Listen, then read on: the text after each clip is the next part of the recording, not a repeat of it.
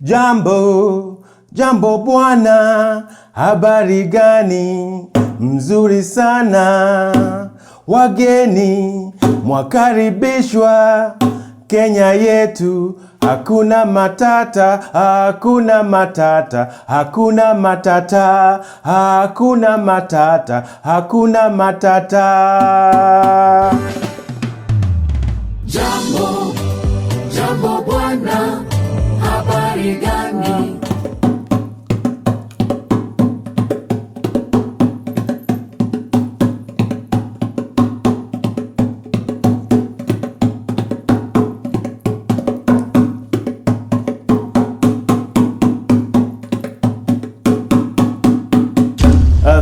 Thank you, and welcome to another edition of Fishmonger Stories. My name is George, but I go by the name Fishmonger Stories. Today, I have a riddle and a story from Kenya. Kenya yetu tuungane kwa moyo wa harambee. A riddle from Kenya to see if you are as smart as a Maasai child, to see if you are as smart as a Maasai Moran.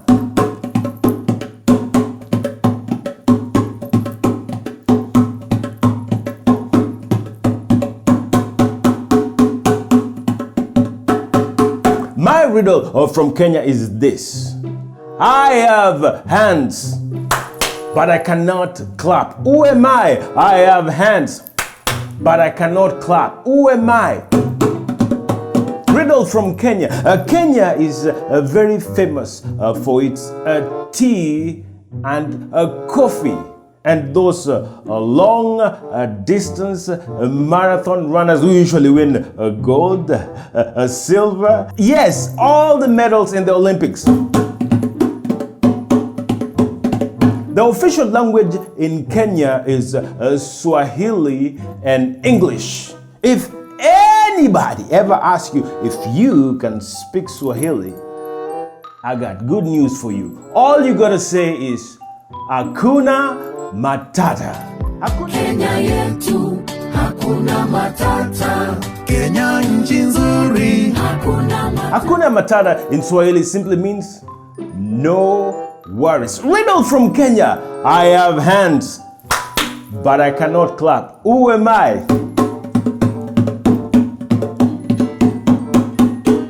The answer is yes.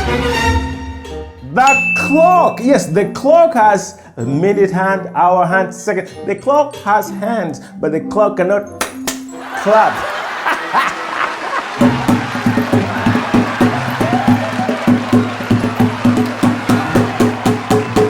Are you ready for a story? Can I tell you a story? Hadithi hadithi! Hadithi njoo! Hadithi hadithi! Hadithi njoo! Paukwa! Pakawa! Sahani! Ya mchele! Giza! Ya mwizi! Kiboko! Ya mtoto mkorofi! Auta! Can I tell you a story? Get on with this! Get on with this! Hope you are there. Opi uyane! Lukama! Hope you are there. Opi uyane! Lukama!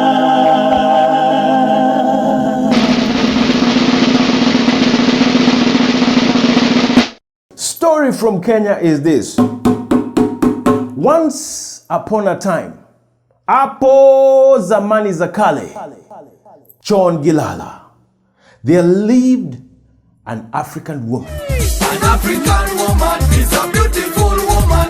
This African woman lived in an African village. This African woman who lived in an African village wanted to prepare an African beef stew.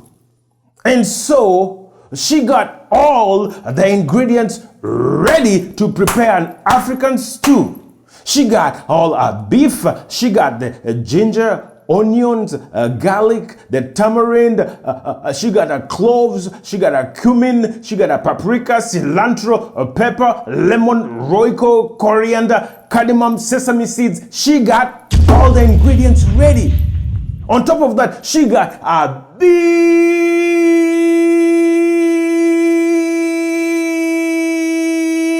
pot, a big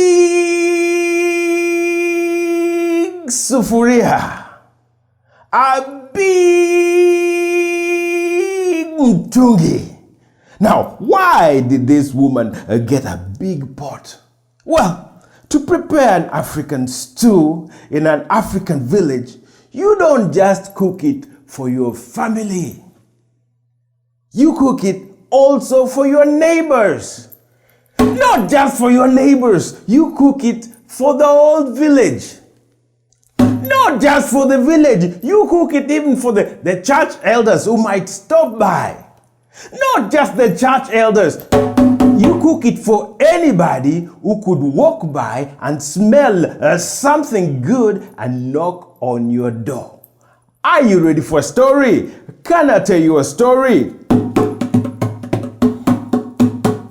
So this woman, she got all her ingredients ready and she cut and chopped her onions. She chopped her ginger. She chopped her garlic, tamarind, cloves and cumin and paprika and cilantro, potatoes and carrots. And she put some ghee and she started to stir it. Yes, say koroga. Koroga in Swahili means to stir. She started to koroga. And the smell started to emanate from the bottom of the sufuria and seeped through the walls, the windows and the doors outside into the entire village. Can I tell you a story? Are you ready for a story? She took a big slab of meat and she dropped it in the pot. She took a kifuniko and covered it. Oh, as the food was cooking and percolating, she was sitting, Jambo, jambo bwana, habari gani, mzuri sana, wageni, mwakaribishwa, Kenya yetu, hakuna matata, hakuna matata, hakuna matata, hakuna matata, hakuna jambo. Jambo bwana, habari gani, mzuri sana, wageni, mwakaribishwa, Kenya yetu, hakuna matata, hakuna matata, hakuna matata, hakuna matata, hakuna matata. When the food was ready, she took the kifuniko or set it aside. Ladies and gentlemen, boys and girls, Nikwara Mogi. If you are there to smell the aroma that emanated from the sufuria, it seeped farther through the doors, through the windows, permeating the entire village with sweet smell aroma from this African woman's kitchen. Oh, she took that slab of meat and a knife. Slowly, started cutting the meat off the bone. The meat was just falling off the bones into the pot until she was left with this thick bone. She tucked the end of the thick bone and a thick bone marrow just fell from the bone into the soup. A small piece of marrow stood at the bottom of the bone. She reached forward and sucked on the bone marrow, sucked on the ondudo a little bit, and she threw the bone outside the window. And she continued to koroga, to koroga, to koroga, to koroga. Kumbe! Outside the window was this woman's dog. Her dog was being tortured by the sweet smell that was coming from the kitchen. Oh, out of nowhere, a big bone fell on the lap of the dog. When the dog saw the big bone fall on its lap, the dog went, Hallelujah.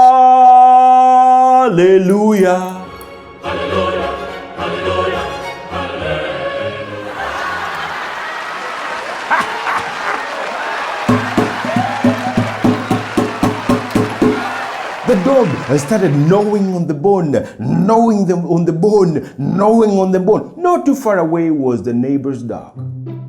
When the neighbor dog saw this dog gnawing on the bone, he wanted to join in the action. So the neighbor dog came close to this dog. The two dogs were face to face, bearing down.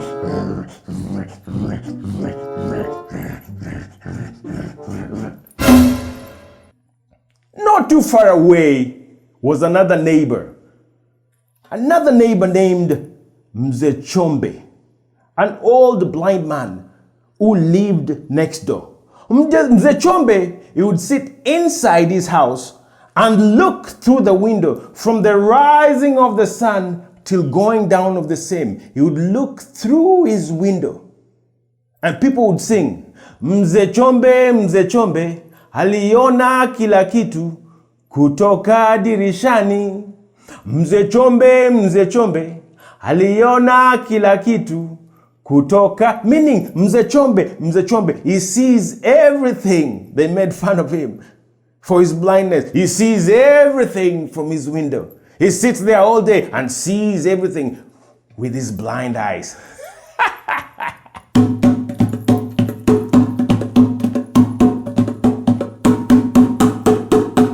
Mzee Chombe, when he saw the two dogs face to face bearing down Mzee Chombe, he sent out a warning to the village. He shouted, if you don't stop the dogs from fighting, the boys will fight.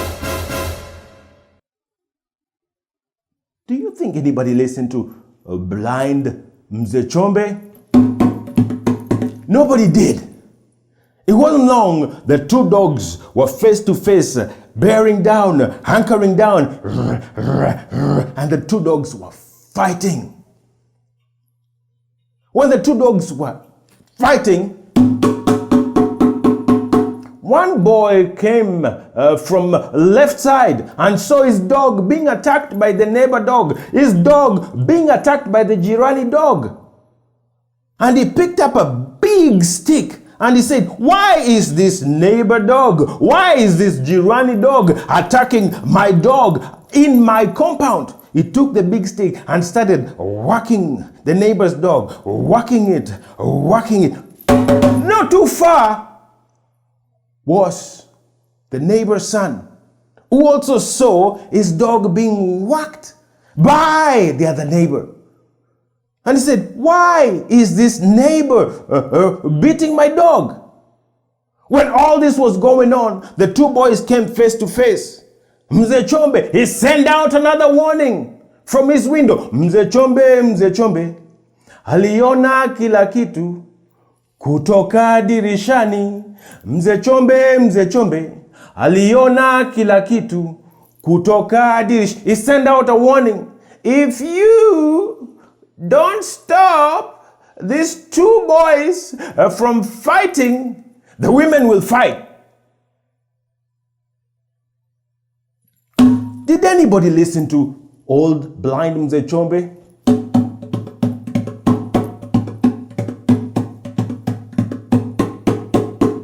It wasn't long, the two boys were face to face fighting it out. The two boys were fighting back and forth and back and forth and back and forth. Not too far away from the left side was a woman coming from the market.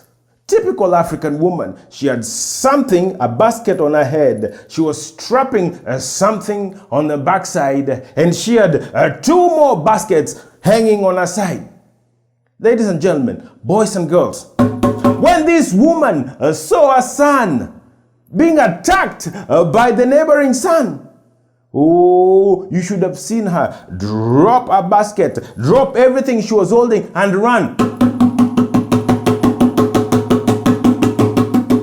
And started beating on the neighbor's son, saying, "Why are you beating my son and my dog?"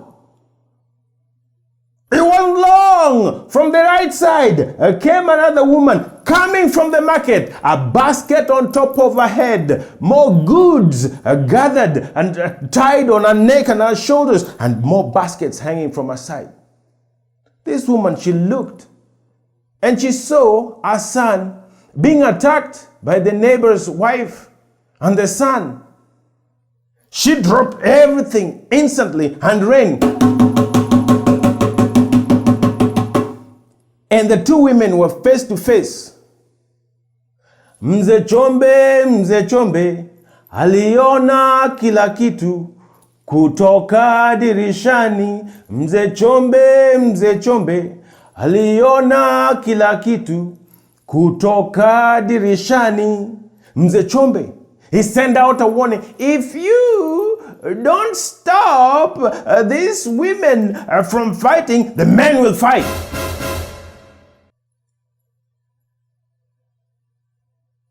Do you think anybody paid attention to poor old Mzee Chombe?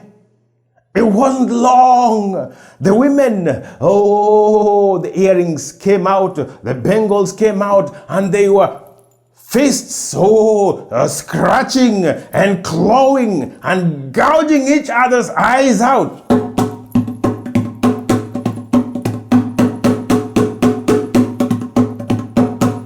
Dust all over the air. Too far away from the left side came two drunk gentlemen. These gentlemen were so drunk and they were so happy talking to one another. They stopped when they saw two women fighting and they said, my brother, why are those two women fighting? Why do women like to fight? Why can't the women be like you and I, my brother? Why are they fighting? Women should drink and be merry and stop fighting. Yes, I agree with you, my brother. Why are those two women fighting? One of the drunkards, he opened his eyes closely and he could see that there was a woman who was being twirled by her hair. Twirled round and round by the stronger woman. This woman was in pain and agony as she was being twirled back and forth by her hair. When she looks closely, he saw that was his wife who was being twirled by her hair. Oh, ladies and gentlemen, he sobered up immediately and he ran like Eliud Kipchoge. And when he saw the other woman twirling and beating on his wife, he prepared a hot one, a slap.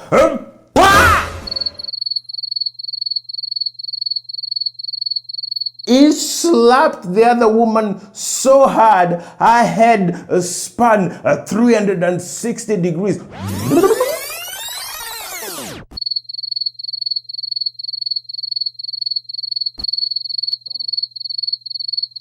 When the other drunk man saw this woman being slapped across the face, he couldn't help it but break into laughter.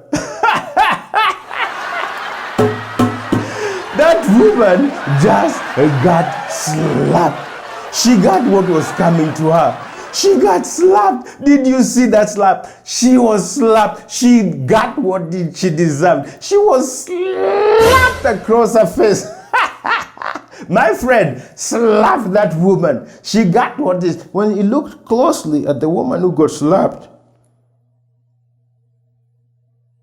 the woman who got slapped looked like his wife. You should have seen him sober up immediately and run towards the other drunk man. like Eliud Kipchoge. Mzee Chombe was watching everything from his window. Mzee Chombe aliona kila kitu kutoka dirishani. Mzee Chombe aliona kila kitu kutoka dirishani. Mzee Chombe, he sent out another warning saying, if you don't stop the men from fighting, the villagers will fight.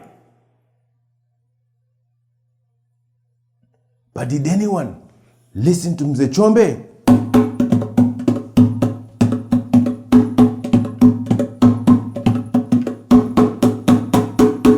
It wasn't long, a big cloud of dust was in the air from all this fight and feasting and clawing and gouging of eyes was going on.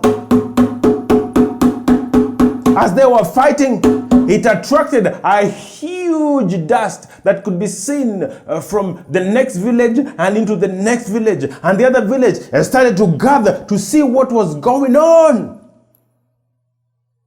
As people came, they recognized, that's my cousin, that's my uncle, that's my auntie, that's my grandfather.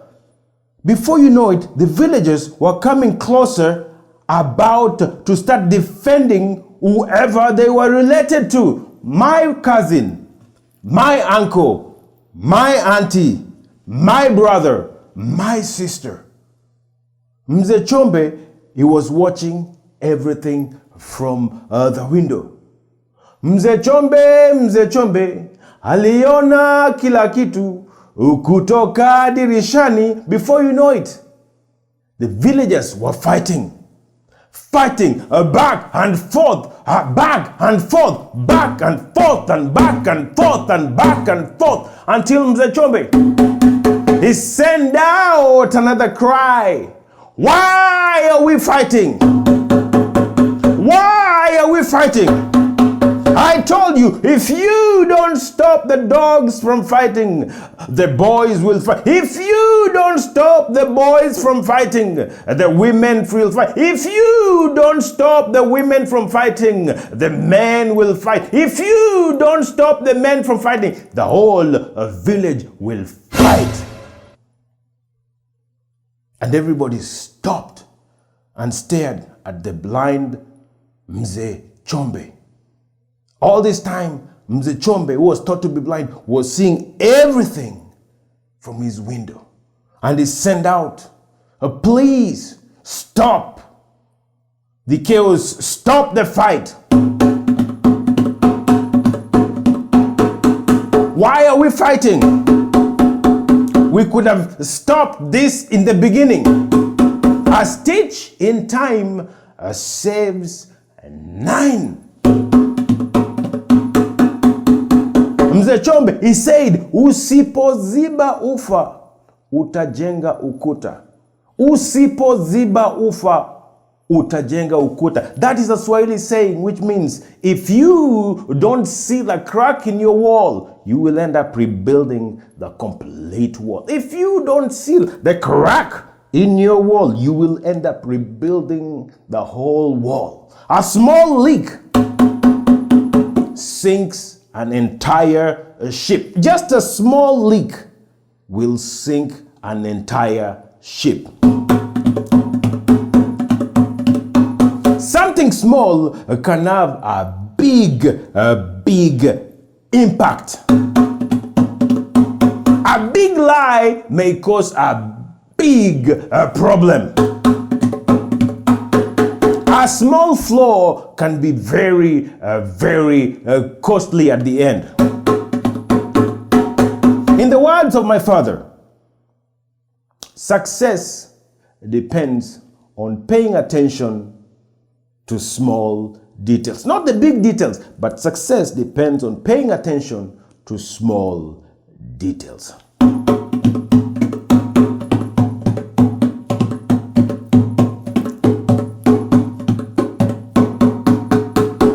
Thank you for watching.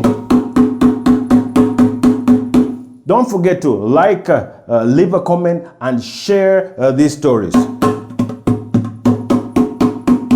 Until later, asante sana, obrigado, gracias, shukria, arigato, danke schön, merci beaucoup, katonda kusereke, zaijian, sheshe, firmilenge, tutinda dong, arom gibao makanera. May I grow to be as tall as the tallest tree in my uncle's homestead.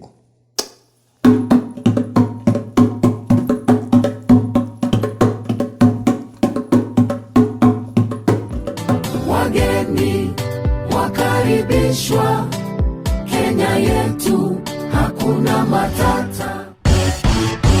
Bayeti, Bayeti, Bayeti, Bayeti Nkosi, Bayeti, King of Kings, Bayeti, Bayeti Nkosi, Bayeti Nkosi is King of Kings. who, Can match your greatness, who, can know your power, who can search your riches, who can deny you a crown, Lord of all.